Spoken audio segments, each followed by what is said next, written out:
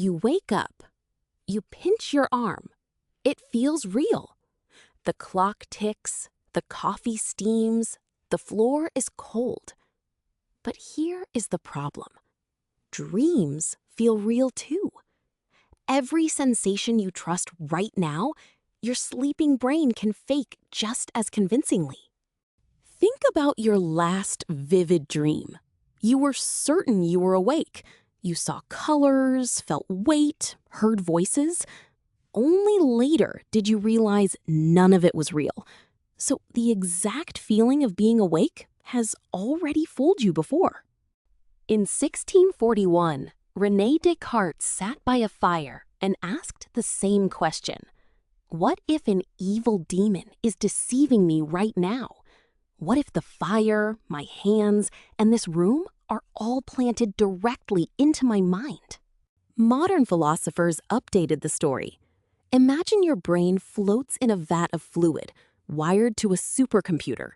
The computer feeds you every sight, sound, and memory.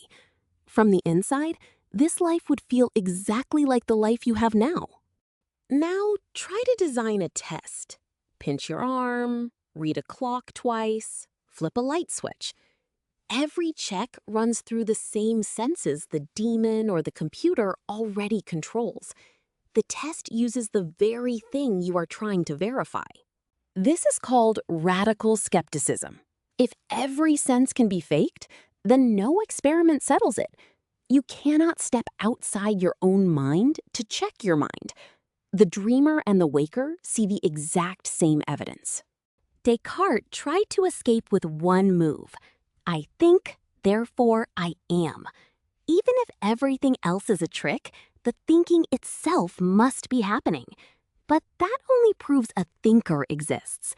It does not prove the fire, the hands, or the room.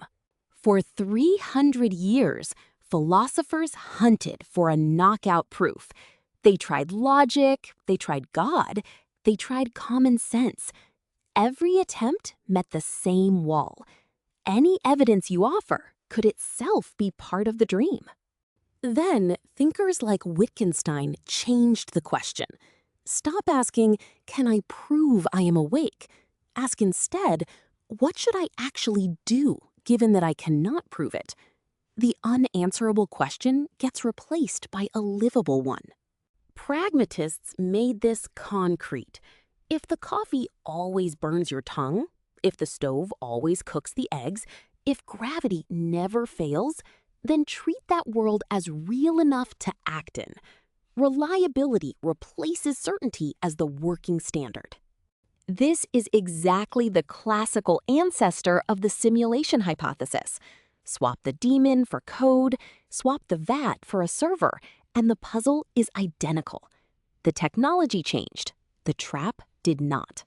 So sit with it. You cannot prove you are awake right now, but you can notice what stays consistent, choose what to trust, and keep acting. The better question is not, is this real? It is, what will I do here?